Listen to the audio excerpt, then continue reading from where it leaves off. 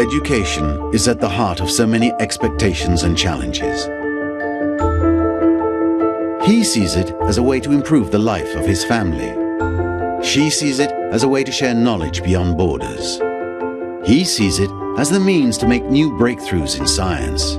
She wants to learn about the world while preserving her culture. He wants to understand the forces of nature. And she wants to bring learning to remote communities. Education is driven forward by bold innovators. You connect classrooms to the outside world. You create access for learners who are being left out. You imagine new tools for learning. You find new ways of developing sustainable livelihoods.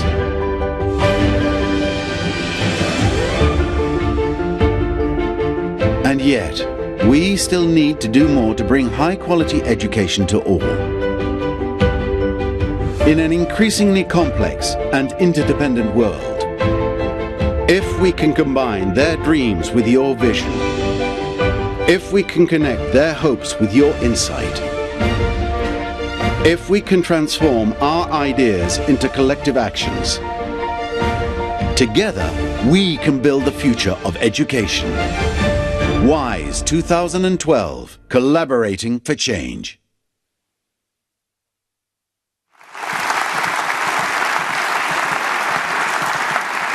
Thank you so much, and good afternoon, everyone. Welcome to the closing session here at WISE, which is really a chance for us all to reflect on an intense few days and to bring together and connect some of the themes that we've been discussing. Welcome to Her Highness Sheikh Amoza bint Nasser. It's great to have you with us as we bring WISE to a close.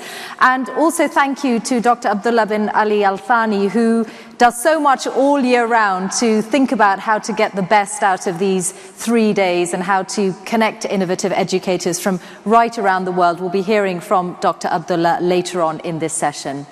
And I'm also delighted that we will have the chance to hear from this year's WISE Prize Laureate for Education, and that is Dr. Madhav Chavan. You'll remember that he received his WISE Prize for Education from His Highness the Emir on the first day, but this is the chance that we will have to hear from him directly about his own journey to educate. And I'd like to thank all of you for your many contributions to the discussion over the last 3 days, whether it's been here in this room or on the WISE website or indeed on Twitter. There have been thousands of tweets about WISE in the last few days, and the hashtag WISE2012 is still very much in use if you'd like to continue to tweet. But I just want to share some of the most retweeted quotes from the summit with you. There were many of them, but we picked out just a few of them. One came from Irina Bokova, the Director General of UNESCO, who said the biggest challenge today is still girls' education. This has been a very poignant theme this year after what happened to the Pakistani teenager just a few weeks ago. And that was one of the points that Irina was reflecting on. Also, this from Andreas Schleicher: quality in education is not about how much money you spend, it is about how you spend your money, which I'm sure strikes a chord with all those ministers of education who handle those budgets and who are here with us for WISE. Also, Dr. Mona Murshid: there aren't enough apprenticeships to address the needs of youth. We face issues of tremendous challenge and scale.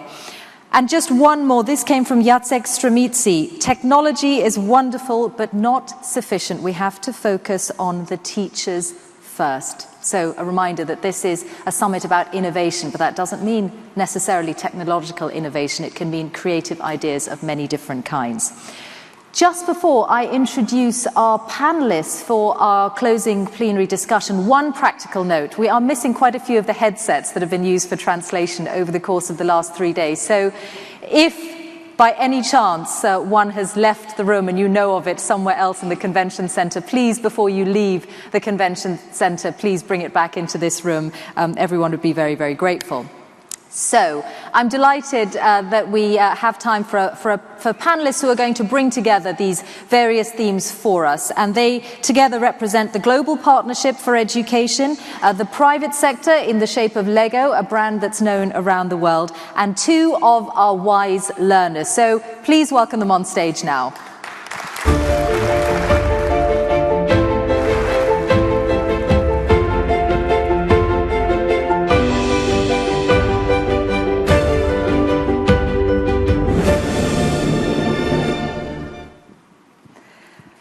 thank you all very much for taking part. Let me just, I suspect that you've come across one or more of the panelists over the course of the last 3 days. Carol Bellamy is, of course, very well known, first for the 10 years she spent running UNICEF, but now for chairing the Global Partnership for Education, which works to support developing country governments with their education plans, and it now works in 60 countries to try and connect those governments to funding.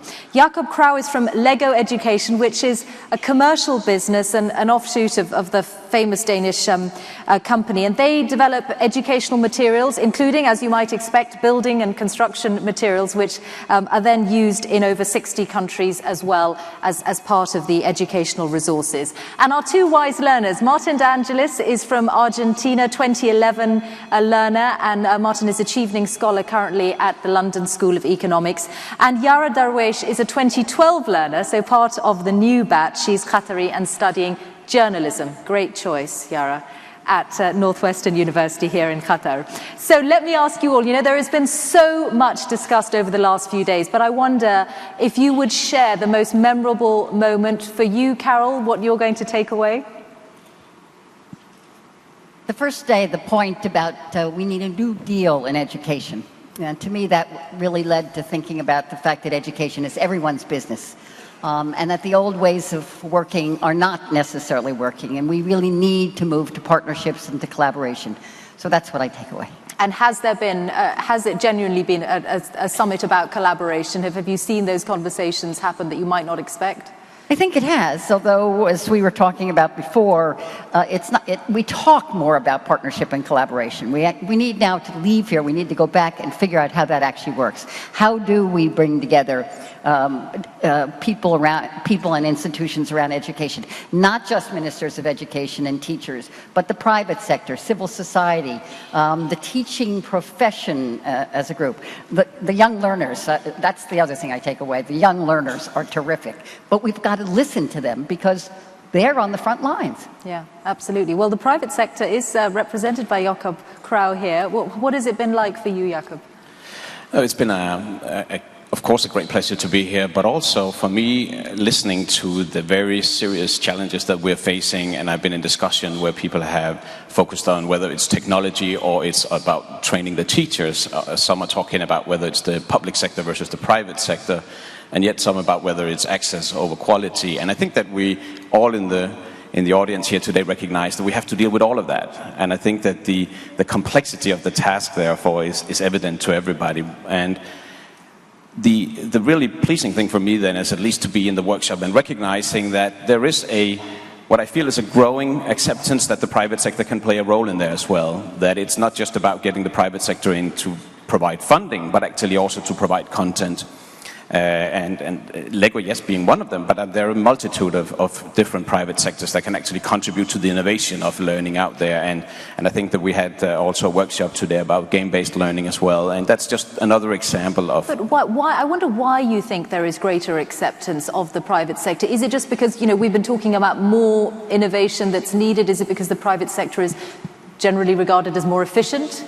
No, I think it's because that by now also the private sector can actually start documenting some results out in different countries. I think that there are a number of technology companies, there are a number of other, what we formerly knew as the publishers around the world, that are now starting to be able to demonstrate also the impact that they're actually having on learning outcome. And I think that's an important parameter as well. So you don't judge the private sector only on its, of course it has a commercial interest, of course it is in there for making money as well. But of course, it's about making sure that if we can document the results, it becomes a sustainable way of improving education overall. Yeah, the evidence is so important, isn't it? Martin, let me turn to you. What has this experience been like for you as a WISE learner? Well, I think for me and for all my fellows, this is a life-changing experience.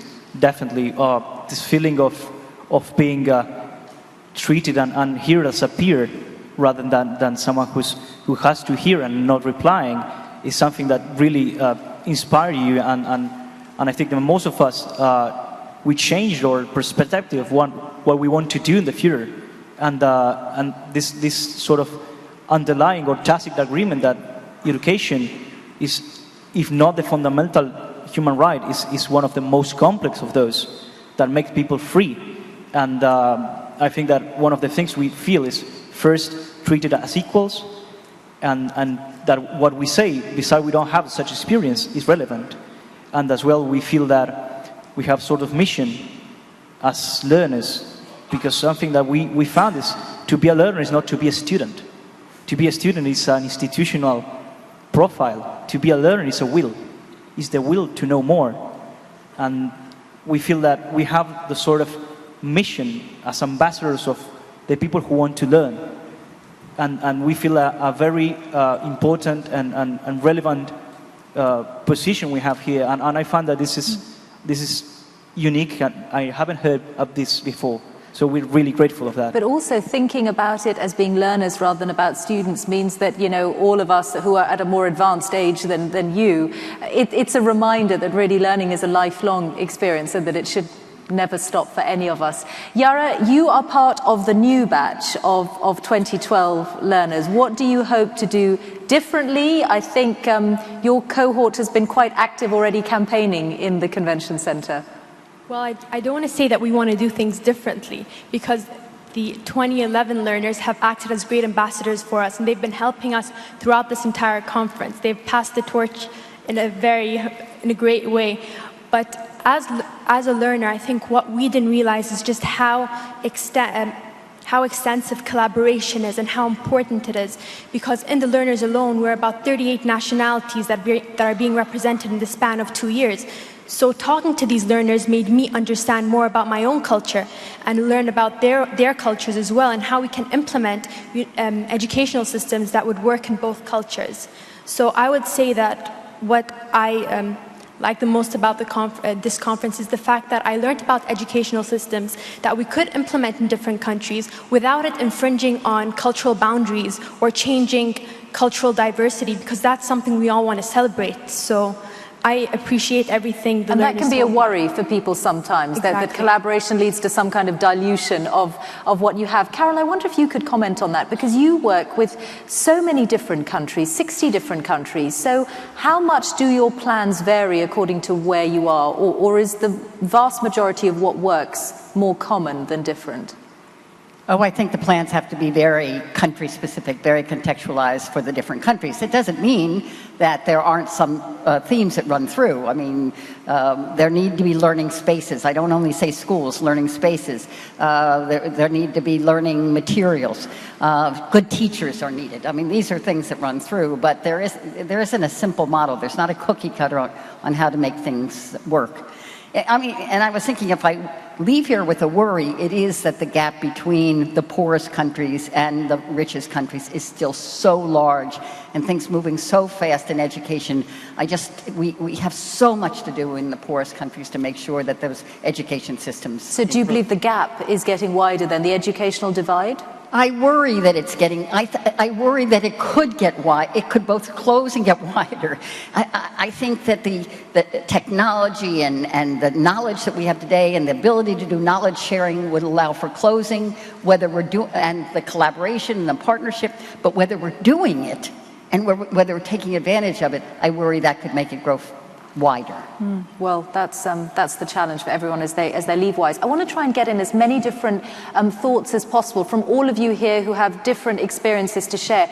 Could you raise your hands if you have questions? Because we have people right around the room with microphones who are going to try and get them to you. I can see a gentleman right in the back who has a question. Perhaps we get a microphone to him. So we'll go to 6, 5. Am I missing one over here? Great. And I think, can we get one to the lady in the middle row here? Okay, 6, 5, and 1. Thank you. Go ahead, sir. Yeah, my name is Thomas Röhlinger. I'm the founder and editor-in-chief of Radio World Children's Media Network. We connect children worldwide in the spirit of peace and cultural exchange. My question is, did we talk enough about education of the heart? We talked about the intellectual side a lot, but I think we must not forget this side of education. I come from Germany, where we had 60 years ago a dictatorship of very intelligent and very educated people, and they were horrible. So this is our part to share, that we should never forget the education of the heart in our discussion. Could I ask, do you mean a religious education or simply a moral education? A moral education of sense of belonging, and not only the technical intelligence. Okay, thank you very much. And your question over there, number 5. Yes, thank you. I'm Isiaq Oloyede, Professor of Islamics from Nigeria. I think it is important that we differentiate between making information available and learning. It appears to me that many think that the availability of information, which many call content, is the same thing as learning. I believe we need to go more than that. Secondly, many people claim that you need more teachers, the quality of the teachers, and so on. But my problem is that I believe that when there is higher demand than supply, what you have is that the value should go up, but that is not the same for teachers. You claim you need more teachers, but the need for teachers are not supported by actual will. And therefore, the solution, in my own opinion, is to really professionalize teaching and criminalize teaching without being qualified to teach. Thank you. Criminalize unqualified teaching. There's an interesting idea. Thank you. Let's go to question 1.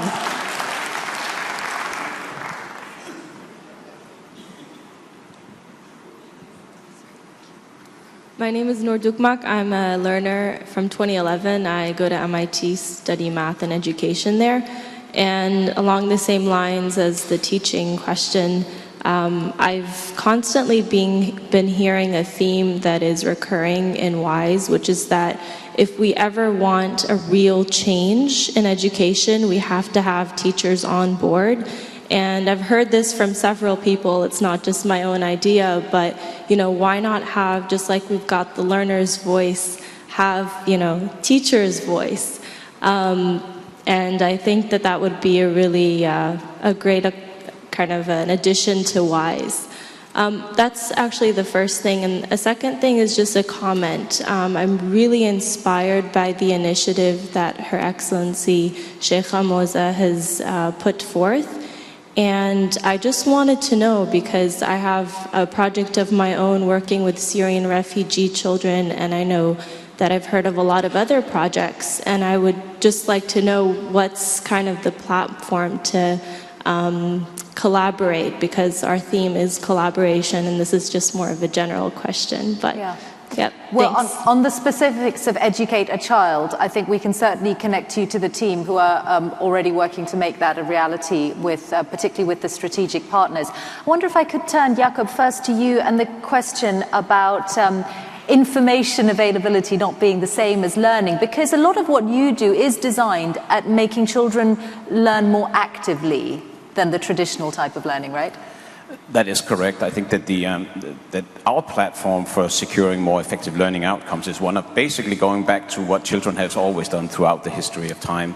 That is to be active, to be curious, and to allow that curiosity shape the way that they learn. Because inherently, children are good learners. We just have to make sure that we don't disconnect them from their inner will to actually take that curiosity out and learn about the world around them. So I think that the way we use professional development when we go to school districts or when we work with governments is to create a cultural transformation within teachers and the teaching establishment to say you have to set the learners free, you have to make sure that the teachers change the roles from being ones of instructing the children to actually be more one of facilitating and allowing them to experiment with different things. And yes, Lego can be one of them, but it's important that they experiment with music, with drama, with many other ways of expressing themselves. So I think that's one way where we can where we can start actually working with the teaching profession. I wonder, Martin and Yara, if you can quickly comment on that. Do you think it's right that perhaps, when we see a lot of information being available, we kind of assume that learning is going to follow, and it's not necessarily the case?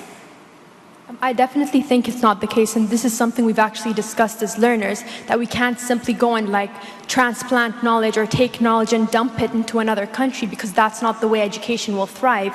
The way we have to educate a country is by training teachers, and that's why the Educate a Child initiative, I think, will be great, because from the information we got, it's a gradual change. It's a matter of teaching, it's a matter of training teachers, and I think that's what's necessary in allowing the availability of information to actually be beneficial. Okay, and perhaps a comment on the moral education of the heart. Carol, do you ever work that into an education plan for a country? I would hope that values and morals will always be part of education. But what I was thinking about is we are all teachers. I mean, we need good professional teachers. I was thinking probably we should criminalize all unqualified anyones, not just teachers. And we ought to be prepared to invest in good teaching. But this good teaching isn't just rote teaching. It is engaging. It's interpersonal. But we're all teachers. Parents are teachers. We're all role models, and we have to understand that we're all teachers. We also are all students and all learners as well. Yeah. But good values should always be a foundation to any kind of sharing and teaching. Yeah. Okay. More questions again. Yes, several going up. Okay, let's go to 4. And then 2, and then 1. Okay, go ahead. Go ahead, sir. Добрый день. Я бизнесмен из Украины. Меня зовут Сергей Джамаль. И я хочу прокомментировать два... Hello, I'm a businessman from Ukraine, and I'd like to talk about 2 events in this room. First of all, your announcement that headsets had disappeared.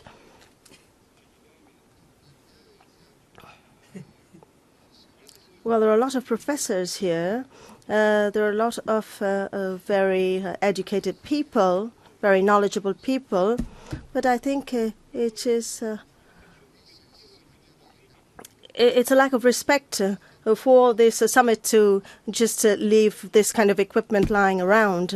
And secondly, I heard the German comment about very intelligent people 60 years ago in Germany who didn't really have a soul and no moral education. So I really think that the priority of education has to be this kind of training and moral education. Therefore, I think that this summit should bring together all the different cultures of all the participants. I think every person, every participant should be able to present one's culture and even one's culture elsewhere. I would like to disseminate Ukrainian culture even outside the country. Got enough headsets left in the room. But essentially your point was echoing what was already said about moral education and also calling for the collaboration to be one also between cultures. Thank you very much for that. Did we say we were going to, I can't remember whether I said we was going to, well, let's go to 1 next. My name is Shams Qasim Laka. I'm from Pakistan. I wanted to note that one of the striking outcomes of this conference was the several references to the advancement in information technology and its application in learning. And I think some of us older learners perhaps didn't take things as seriously as some of the younger ones that have been interacting with us, the wise learners and so on. I'm just worried, and I'm really seeking the panel's thoughts on how can we get the governance and management structures of education which are in the old mode, whereas the delivery is becoming more and more towards the digitization of learning. Interesting. So gap between the way the institutions are set up and the way that education is being delivered. Thank you very much. Before I come back to the panel, I'd just like to take question 2 from up there. Hello. My name is Oscar Becerra. I come from Peru. I want to thank the Qatar Foundation for this great opportunity. And we have listened to lots of challenges for education and educators. And as a closing reflection, I would like to hear from our panelists what some concrete steps we can take as we go back home, we can immediately begin working at. For example, the group of Latin Americans in this conference have decided to join together, and we will begin working towards WISE ideals in our countries to spread the word. But I think we would like to hear some more ideas of what concrete actions can be taken. Well, that's really great news. I think that's completely in the spirit of WISE, and that's exactly why it's a year-round conversation. And if there's a conversation that you can have that's more specific and more relevant to your region, then that's really fantastic news. Just before we come to the concrete steps, I just want to get the thoughts from the panel about what was touched upon there about this gap between the way that educational institutions operate and the way that education is actually delivered.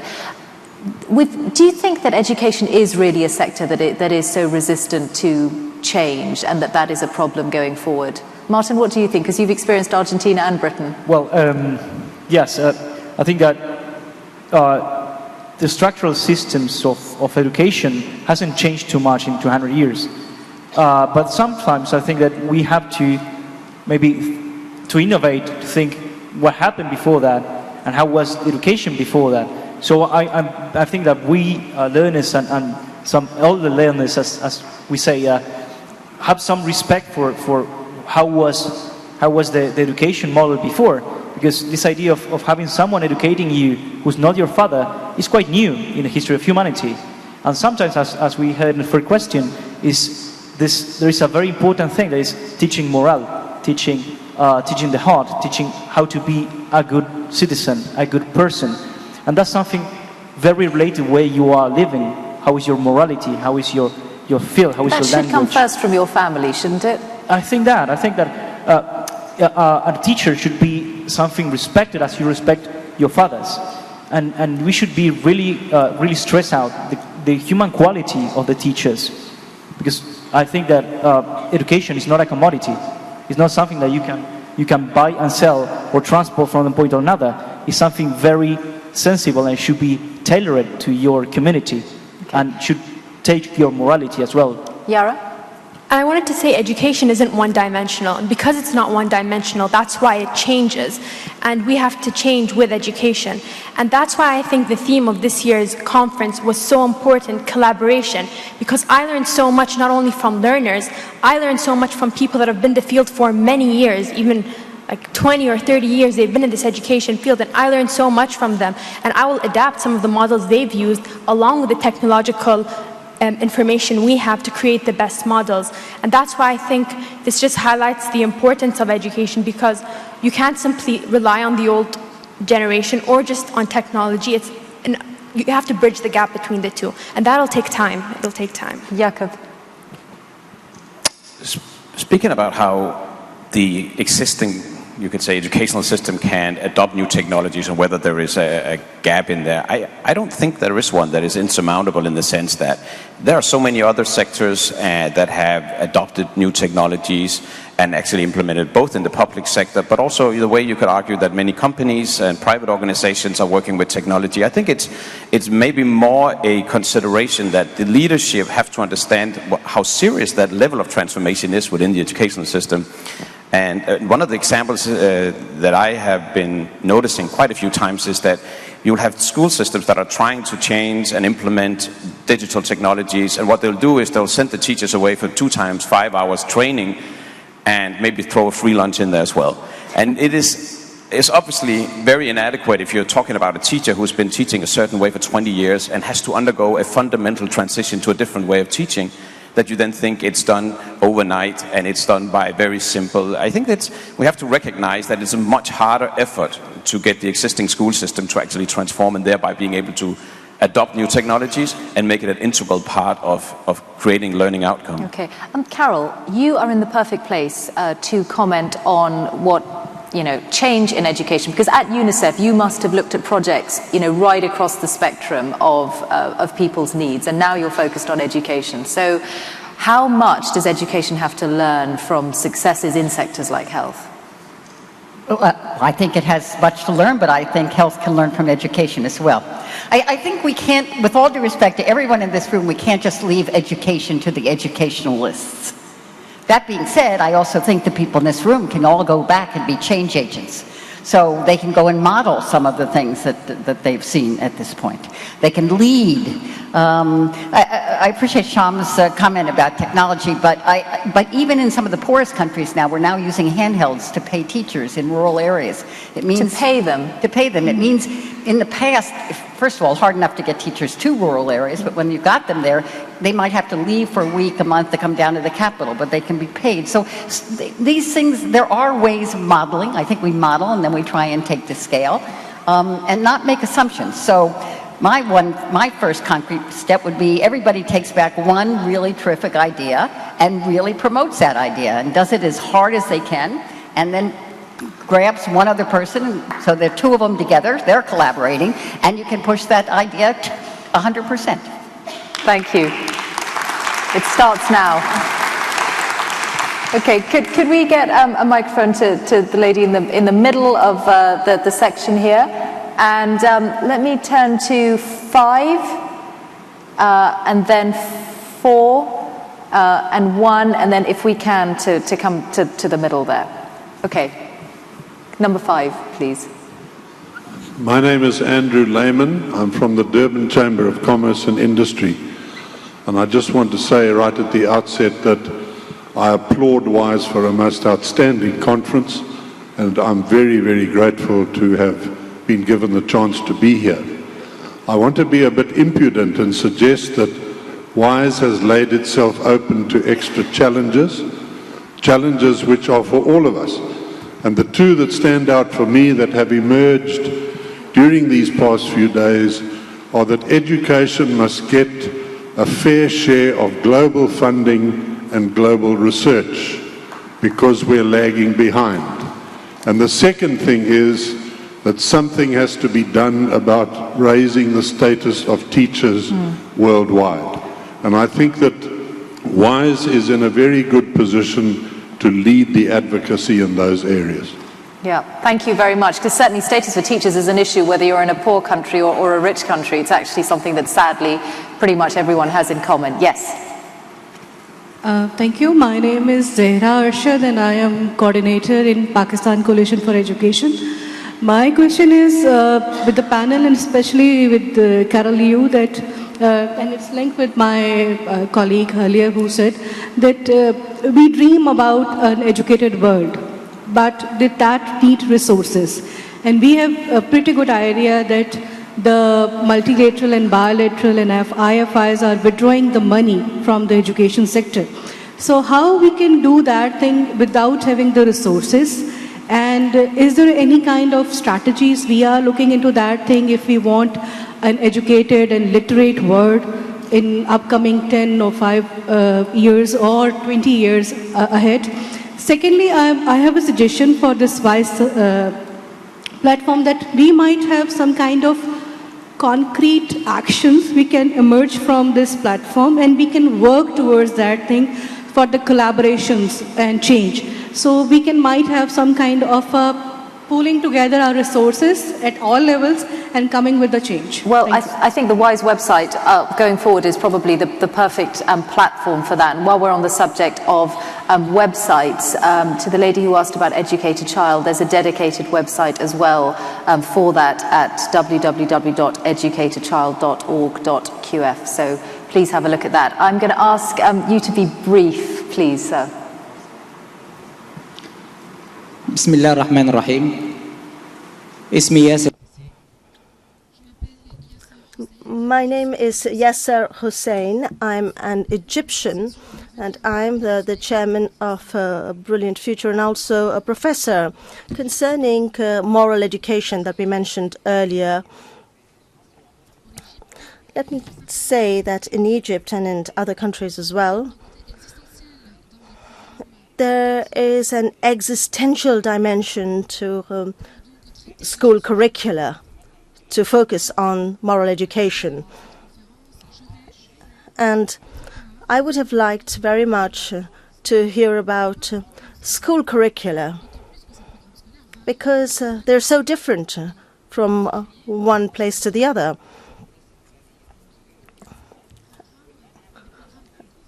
And I would like to focus mainly on curricula that are decided on by governments and also things like extracurricular activities. I would have liked this conference to focus on incentives provided to teachers in the remote regions in Africa mainly. What are the incentives that are provided to teachers to encourage them to go and teach in schools? Thank you. Thought there. Where would you like to start, Carol? We've clearly the issue about the status of teachers, funding, the perception that education isn't getting enough of a slice of the global funding pie, if you like. Is that the case? Actually, it is. It's interesting. As was mentioned earlier this week, the majority of low-income and actually even middle-income countries are increasing their budgets in education. But a good number of the traditional bilateral OECD donors have been pulling back from education. So I think a couple of interesting things. I actually think the Educated Child Initiative is a real challenge not only to achieve certain objectives of enrolling children for good quality education, but it's the challenge to traditional leadership, traditional financing leadership by the bilateral community that they need to step up. So I think there are multiple facets to the educated child. Okay, but why has there been less funding for education in recent years when there's so much evidence that as a development tool it unlocks others? Is it just not seen as an immediate, desperate need? In part because there's a perceived success in education that hasn't been achieved in some other areas. The Millennium Development Goal around education was around specific enrollment and completion of children in primary school.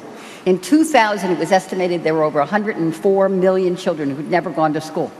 Today, those numbers, even with population growth, are down to 61 million. That's still a terrible number. It's a shame of children who haven't even gone to primary school, not to mention secondary. But it's perceived there's been more success there than in some of the health areas, some of the maternal health areas, and some of the other areas. We really have to, and furthermore, it's not as immediate. You can immunize a child and say that child will not die from measles. You can hand them a treated bed net and say they're not going to die from malaria. You can't snap your fingers and educate a child, so it takes longer. It's just not as sexy, but it is the foundation. Okay, well, maybe then just a final thought from our remaining panelists about how you balance the near-term goals that you'd like to see in your own particular areas, and somehow also keep a vision of the long term. Jakob. I think that what was also brought up here earlier when we talk about the funding going in, and there is an important element around the quality aspect, not so much the aspect of access, but when we talk about quality, I don't necessarily think that we should expect a lot more funding in order to raise the quality, and I think that has also been brought into many of the workshops, that it's about being innovative and creative about the way that you approach teaching and the way you approach education. So I think that there's still a lot to be done there, even if Carol cannot mobilize additional funding. So I think that that's something to be very focused on, and not sitting around waiting for additional funding before we really start tackling the quality issue. However, on the access element, that's obviously a very different aspect on that. Okay, Martin? Well, I will second Jacob. I think that as the WISE prizes and awards show, to be innovative, it doesn't mean that you need money right here, right now. It's that your ideas are for free. And ideas will bring the money, not the money, the ideas. So following that is, to make quality, you have to first to start with initiative, with an inspiring thing, and I think that we follow the same line, and WISE is a place in where you can share ideas for free, and then those ideas will find how to be funded. Okay, lack of funding is not an excuse for sitting back. Yara. I think a short-term goal for everyone is we've spent the last 3 days talking to people, talking to learners, talking to experts, talking to people from different fields, and because of that, our short-term goal is to take these words and do something with it. Turn them to action. Start contacting the people you talk to. I'm sure everyone's bags are filled with as many business cards as mine over the past 3 days, and you have to contact these people, talk to them, collaborate, and create partnerships, because that's what's necessary to take the next step in the education world. Okay, just finally, I think lots of you in this room have probably already been collared, for want of a better word, by some of Yara's batch of the 2012 learners, because you've been wanting speakers here and participants to sign up to be part of your learner community. Yeah, many of you have come to our learners booth, and actually an initiative the learners wanted to do this conference is to have people make not a contract, but rather promise that they will hear the voice of the youth. So if you come by to our booth, you'll see a bunch of sheets that have everyone's names written down with a promise that they are going to listen to the voice of the youth, which is amazing, because that's just creating a stronger connection between the younger generation and older generation, which is essential for education of this time. You've done it, right, Carol? You've made the promise. I've made the promise. Okay. Well, thank you very much. I'd like to thank all of you for being a fantastic final panel of WISE this year. Carol Bellamy, Jakob Krau, Martin De Angelis, and Yara Darwish. Thank you so much.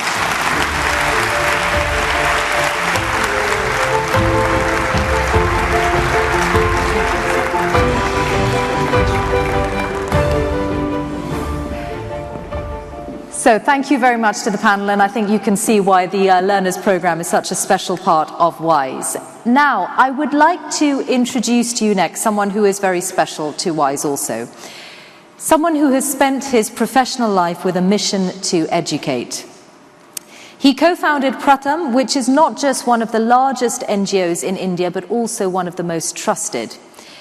His mission began amid the challenges of Mumbai's poorest communities, where he wanted not just to get every child into school, but also learning well. And that goes to the heart of what we've been hearing about the balance between access and quality. But his concern with quality education was also finding a way to assess quality so that there was a real benchmark to measure what was actually happening in the class. So I'm delighted to welcome now to the stage this year's WISE Prize for Education Laureate, Dr. Madhav Chavan.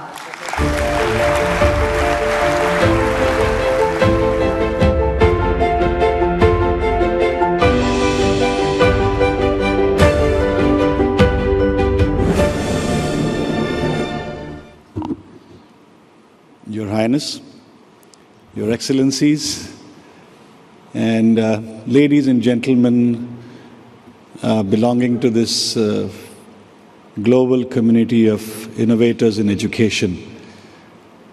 I want to start first by congratulating Her Highness for creating WISE and placing it right here and moving the discussion, debate, thinking, and action more towards the south and towards the east, where, according to Hans Rosling, the world exists, not just the developing world. This is where all the population is. I say this because you heard in the panel today, and I'm happy that Carol Bellamy is here, and Yara said that too, is this whole thing is about contextualization. It's about creating our own solutions. And so I'm reminded, when I started working, some people asked me, why are you reinventing the wheel? And I didn't know the answer to that question, but I knew that it had to be done. And I think after 18 years, I'm convinced that everyone has to reinvent their own wheel, because paths to progress, development are different in every country. We are made differently, our histories are different. And so all this, all the education that we want to provide to our children has to grow from our own soil. And so I want to thank you again for bringing this whole initiative towards the South and to the East. And I hope there'll be much more innovation, much more solution finding, and much more action in the South and the East from now on. I want to thank you for bringing us and putting me personally on the center stage here today. Thanks to you, now my friends are calling me the wise guy. But this actually gives an interesting global profile to what we are doing. What we were doing was known in the educational community, but this is a different kind of an honor. I can see that many people are coming up to me and wanting to discuss things.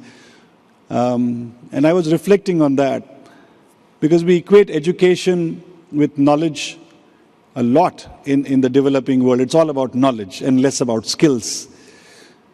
But again, Carol said it before I did, education is not only knowledge, it's not only skills. I think it's about being wise, about wisdom as well, which is lacking. I don't know about moral education, but that wisdom is something that is important that doesn't necessarily come with knowledge or skills. So wise is very appropriate, Your Highness. I stand here quite humbly. I know this is an individual prize, but I stand on so many shoulders. I want to take this opportunity to thank some of the people, which I didn't get on the very first day. I think I stand on the shoulders of my family. My two grandfathers were interesting people. One was an entrepreneur, the other was a man of justice and a firm believer and actor in social reform. My two grandmothers brought up big families and they were very wise women. My mother was a very creative teacher, very popular with her students, and my father, a political worker committed to the working classes. All this definitely, and his friends and colleagues, they brought me up. I say this not only to thank them and to remember them, but I think sometimes we forget what role the community, the social environment, the family plays in a child's upbringing. I know it's popular to say that it takes a whole village to educate a child, but sometimes we forget what that means. And so I see the stress going back again and again and again on the school, and we forget that the child learns through the complete environment. Again, Carol, thank you for saying it before I did. You cannot leave education, she said to educationalists. I'll say it's not only about the school. I go further, Pratham people go further and say, you cannot leave education. Education is too important to be left to the government alone. It's about people also taking charge. We have to educate our children, and so it's important that we take the initiative, not wait for anybody. You can't wait. If it was your child, would you wait? You wouldn't. If your child could not read, would you wait for the teacher to start teaching, or would you roll up your sleeves and say, let me see what I can do? I think it's important that we take these initiatives. These are some basic lessons that we have learned at Pratham.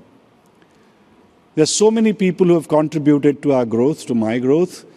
Without the time, talent, and trust that I received from literally hundreds of people and my colleagues now, this just wouldn't have been possible. We wouldn't have reached where we went.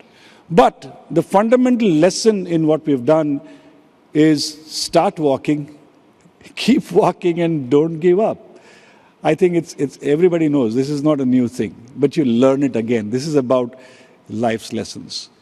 It's about starting to do things, setting goals. Very often we see in the developing world, governments do not have definite goals to reach. And that's why, while we equate access to education with access to schools, actually we find it is not. Access to education has to be about access to learning.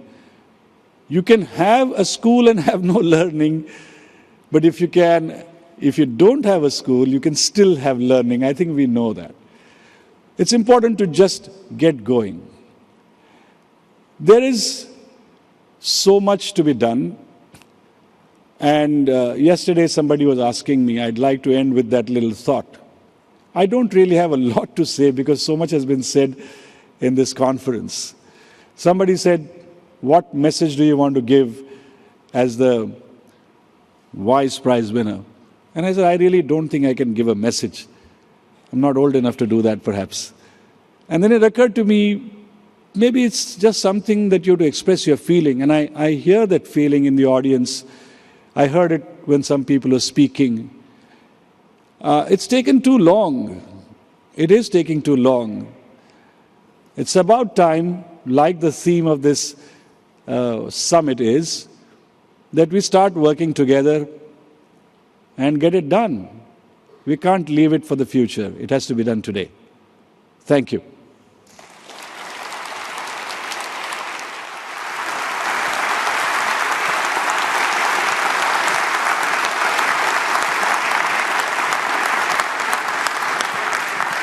Dr. Madhav, thank you so much for what you said. It's such a fitting way to bring WISE to a close, to hear from someone who's worked right at the grassroots the way you have. You said it's not about knowledge, it's not about skills, it's about wisdom. So, ladies and gentlemen, you can see he is the wise guy for a reason. Our WISE Prize for Education Laureate 2012, Dr. Madhav Chavan.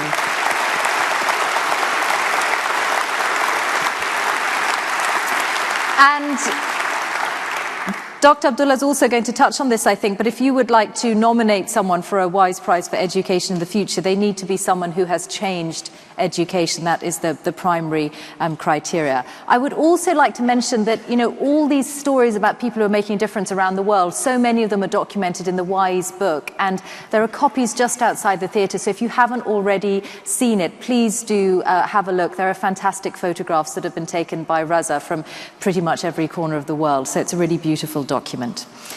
Well, it's time now for a final word and an assessment, not just of what's been achieved at WISE this year, but also the path ahead. And for that, please welcome Dr. Abdullah back to the stage.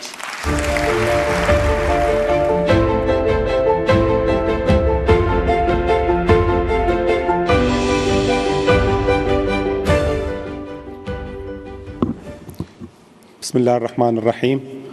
Your Highness, Sheikh Hamouza bin Nasser, Your Excellencies, ladies and gentlemen, another WISE Summit is nearing its conclusion, and we are preparing once again to go our separate ways.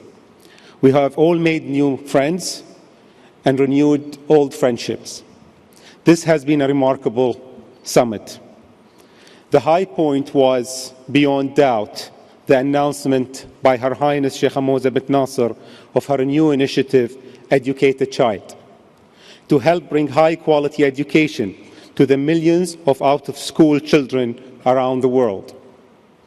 Getting every child into school is an essential step in our mission of building the future of education. Without it, our progress in other areas will be limited. I am confident that, with the partnerships built by Her Highness, and with the knowledge and networks established by WISE, Educate a Child can attain its goal in a realistic time frame. WISE will do everything in its power to support this important initiative. We have identified another outstanding education pioneer.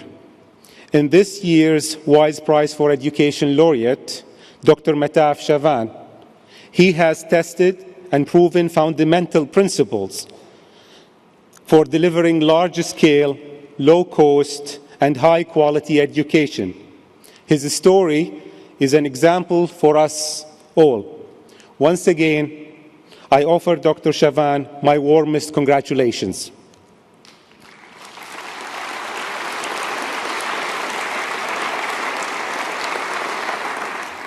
Throughout the summit, there were many moments of enlightenment and inspiration. We must hold on to those moments, and we must act upon them. WISE will continue to set an example and take a lead through its continuing activities. Those programs that we have established will mature and strengthen. In particular, the WISE Haiti Task Force has given us an effective model for rebuilding education in an emergency situation. Our partnership with FOCAL has demonstrated the value of local knowledge, and we will build up on what we have learned in particular. We will consolidate and expand our network by inviting applications from other innovative projects on the ground.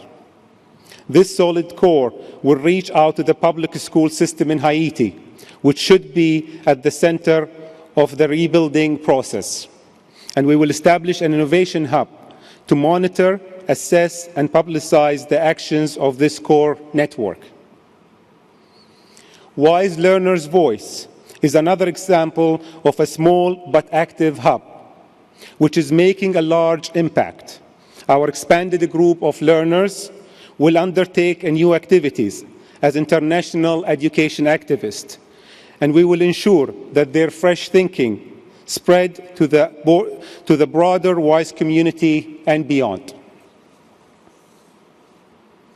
The WISE Program for Education Leadership is upgrading the quality of higher education in many countries, where skillful leadership can benefit many people, both within the universities and in the communities they serve.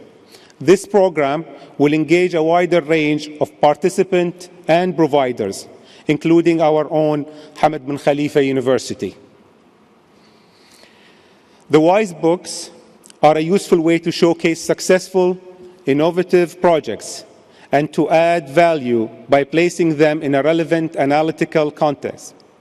We will produce another volume during the coming year on a topical theme.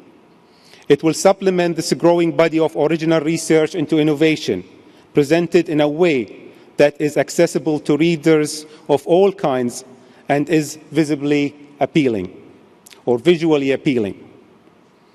And of course, we will shortly launch the search process for an outstanding individual or team to become the next laureate of the WISE Prize for Education. And there will be a parallel process to find 6 deserving WISE Awards winning projects.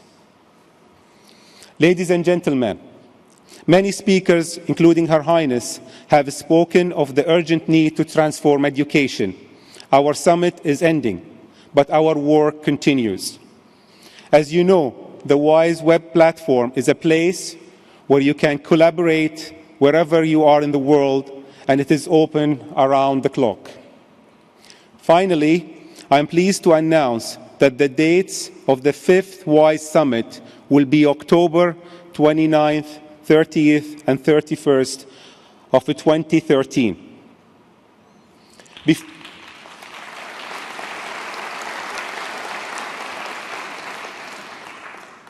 Before we say goodbye, I would like to thank all of our speakers, moderators, and attendees, the WISE Qatar Foundation organizing team, and our volunteers.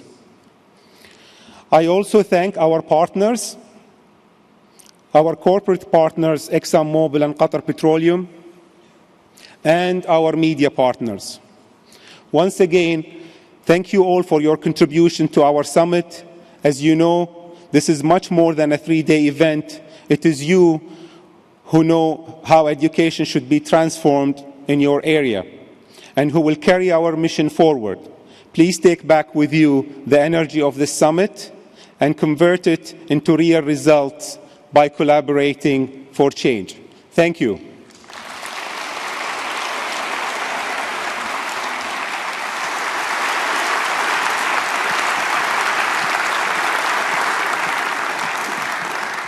Thank you very much, Dr. Abdullah. I really hope that wherever you're from in the world, you made the most of your encounters over the last 3 days. WISE is not an event, it's a community, it's a network. And I think the fascinating thing about it is it's somehow a blend of like-minded people and yet with so much diversity within it. And I think a lot of what we've heard today will certainly stay with me for some time. And I suspect some of these quotes, which I've pulled out to share with you as we close, will also stay with you. Do you remember Swad from Kenya, who went from being a refugee to a head teacher and who looks after the education of over 1,000 children? She said that when her father wanted her to get married, she said, "Dad, don't worry about my dowry. Let me finish school. I will earn much more that way." Another thought. She's a remarkable person. Another thought, so many different thoughts were expressed on Twitter. Munazza said this on Twitter: schools don't just prepare students for the real world, schools are the real world. And finally, this one, which stays with me, from what Gordon Brown said: child plus teacher equals eternal hope. So, it's a wonderful way to end this year's WISE. A new set of WISE learners are setting off on their journey of discovery, and we wish them well. Thank you, WISE, for bringing us all together. Thank you, Your Highness, and congratulations on Educate a Child, and may it have every success, inshallah. And I'd like to thank all of you for your energy and your enthusiasm and your ideas and your collaboration, and to wish you all a safe journey home. Thank you. Goodbye.